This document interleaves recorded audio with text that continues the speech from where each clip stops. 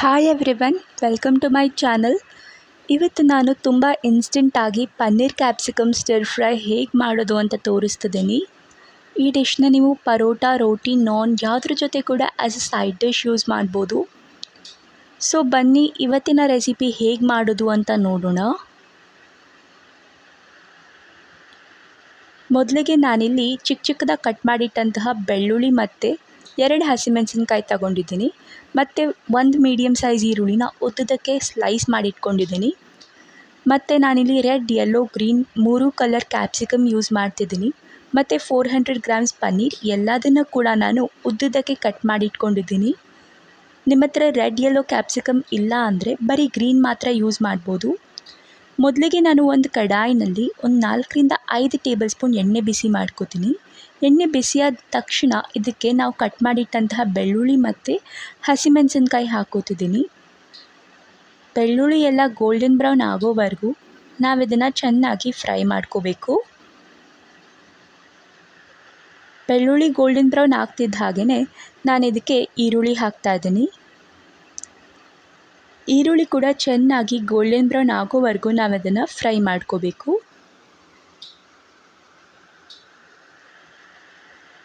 ಈಗ ಈರುಳ್ಳಿ ಫ್ರೈ ಆಗ್ತಿದ್ದ ಹಾಗೆ ನಾನು ಇದಕ್ಕೆ ಕ್ಯಾಪ್ಸಿಕಮ್ ಹಾಕ್ತಿದ್ದೀನಿ. ಕ್ಯಾಪ್ಸಿಕಮ್ನ ಕೂಡ 5ರಿಂದ 6 ನಿಮಿಷ ಫ್ರೈ ಮಾಡಬೇಕು. ಸ್ವಲ್ಪ ರುಚಿಗೆ ತಕ್ಕಷ್ಟು ಉಪ್ಪು ಹಾಕ್ತಿದ್ದೀನಿ. ಈಗ ನಾನು ಇದನ್ನು ನೀಟಾಗಿ ಫ್ರೈ ಮಾಡ್ಕೋತಿದ್ದೀನಿ. ಈಗ ಅರ್ಧ ಚಮಚದಷ್ಟು ಅರಿಶಿನ ಪುಡಿ ಹಾಕ್ತಿದ್ದೀನಿ.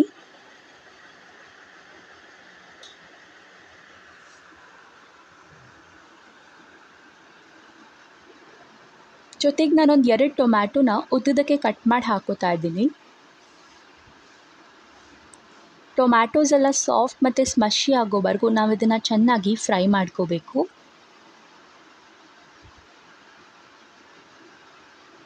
ಈಗ ನಾವು ಅದಕ್ಕೆ ಸ್ವಲ್ಪ ಸ್ಪೈಸಸ್ ಹಾಕೋಬೇಕು. ನಾನಿಲ್ಲಿ 1 ಟೇಬಲ್ ಸ್ಪೂನಷ್ಟು ಗರಂ ಮಸಾಲ ಹಾಕ್ತಿದ್ದೀನಿ. 1 tablespoon red chilli powder,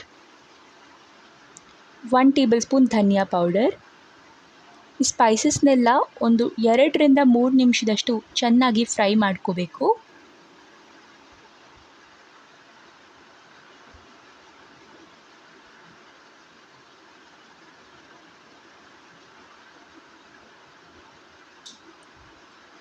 ಈಗ ನಾನು ಇದಕ್ಕೆ ಕಟ್ ಮಾಡಿಟ್ಕೊಂಡಂತಹ ಕೊತ್ತಂಬರಿ ಸೊಪ್ಪನ್ನ ಹಾಕ್ತಿದ್ದೀನಿ.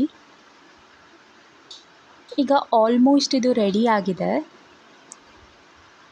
ಎಲ್ಲ ಆದಮೇಲೆ ಲಾಸ್ಟಲ್ಲಿ ಪನ್ನೀರ್ ಹಾಕೋಬೇಕು. ನೀವು ಮೊದಲೇ ಪನ್ನೀರ್ ಹಾಕ್ಕೊಂಡು ಪನ್ನೀರನ್ನ ಜಾಸ್ತಿ ಕುಕ್ ಮಾಡಿಕೊಂಡ್ರೆ ಪನ್ನೀರ್ ತುಂಬ ಹಾರ್ಡ್ ಆಗೋಗುತ್ತೆ. ಸೊ ಪನ್ನೀರನ್ನ ಯಾವಾಗಲೂ ಲಾಸ್ಟಲ್ಲೇ ಹಾಕಬೇಕು. ಈಗ ಆಲ್ಮೋಸ್ಟ್ ಇದಾಗಿದೆ. ಸೊ ನಾನಿಲ್ಲಿ ಪನ್ನೀರ್ ಹಾಕ್ತಿದ್ದೀನಿ. ಪನ್ನೀರ್ ಹಾಕಿ ಒಂದು 1 ನಿಮಿಷದವರೆಗೂ ಅದನ್ನು ಫ್ರೈ ಮಾಡಿ ಗ್ಯಾಸ್ ಫ್ಲೇಮ್ನ ಆಫ್ ಮಾಡಬೇಕು. ಜಾಸ್ತಿ ಕುಕ್ ಮಾಡಿದ್ರೆ ತುಂಬ ಸಾಫ್ಟ್ ಆಗಿಬಿಡುತ್ತೆ. ಸೊ ತುಂಬ ಜಾಸ್ತಿ ಕುಕ್ ಮಾಡೋಕ್ಕೆ ಹೋಗಬಾರ್ದು. ಈಗ ಪನ್ನೀರ್ ಹಾಕಿ 1 ನಿಮಿಷದವರೆಗೂ ಮಿಕ್ಸ್ ಮಾಡ್ಕೋತಾ ಇದ್ದೀನಿ.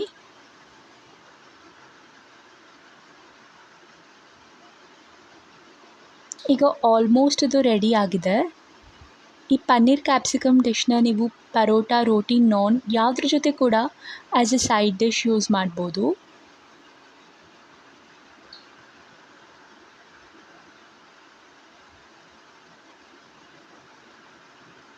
ಸೊ ಇವತ್ತಿನ ಈ ರೆಸಿಪಿ ನಿಮ್ಗೆಲ್ರಿಗೂ ಇಷ್ಟ ಆಗಿದ್ರೆ ಈ ವಿಡಿಯೋಗೆ ಲೈಕ್ ಮಾಡಿ ಮತ್ತು ನನ್ನ ಚಾನಲ್ನ ಸಬ್ಸ್ಕ್ರೈಬ್ ಮಾಡಿ. Thank you for watching.